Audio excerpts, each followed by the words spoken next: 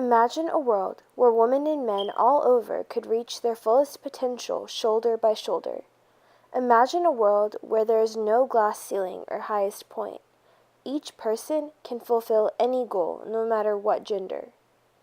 Imagine a world where an equal number of world leaders are male and female, or a world where every kid is allowed to go to school and learn. This world does not exist yet. With media constantly stereotyping the way girls and boys act, the underrepresentation of females in government, and the global restriction of the abilities of females, it seems like an unattainable task to rise above the social standards set for each gender. Our society for the past thousands of years has made gender something that prescribes how we should be rather than recognizing how we are. It is the job of our generation to change this and recognize the equality of the sexes. A few weeks ago, my English class was assigned to read various historical fiction novels, and I chose to read Memoirs of a Geisha by Arthur Golden, a story taking place before and after World War II. As I was reading, I noticed that stereotyping of females and the objectifying of women were prevalent themes throughout the book and history. For example, the main character Sayuri grew up in a small fishing village, Yoroido, similar to many villages all over Japan. In this town, fishing was the only way to make a living and support a family, but women were not allowed anywhere near the fishing docks. The people of the town even considered a female on a fishing boat a bad omen.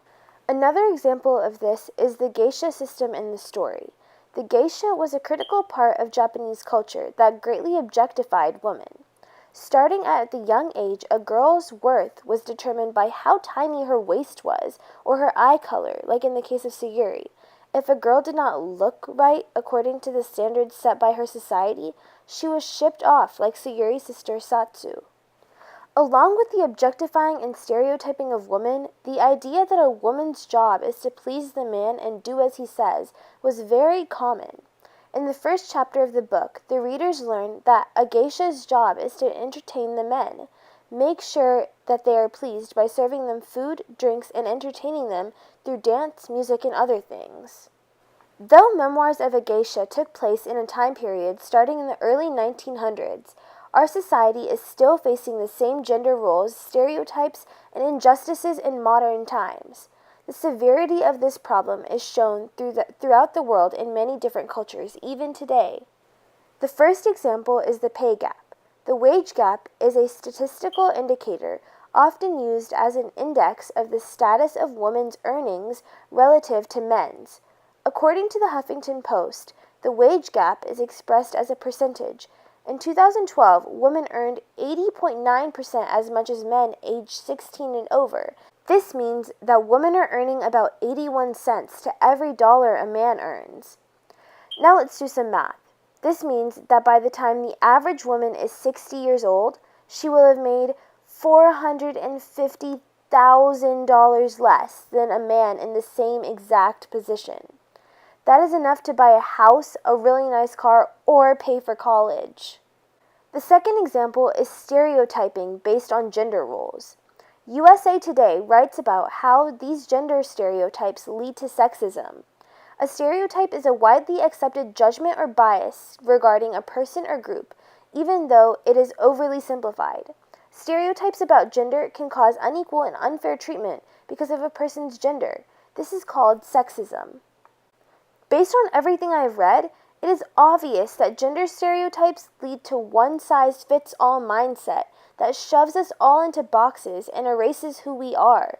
Who says that because you're a girl, you have to be sympathetic, know how to cook, or be emotional all the time? Who says that because you're a boy, you can't be sympathetic, know how to cook, or be emotional all the time?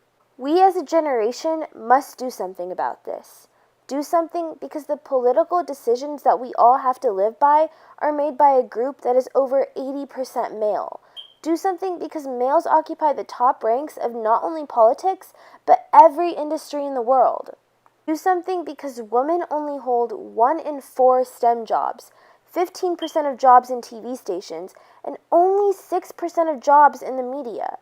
Do something because young females who take on leadership roles are called bossy, whereas men are called being a boss. Malala Yousafzai is another perfect example.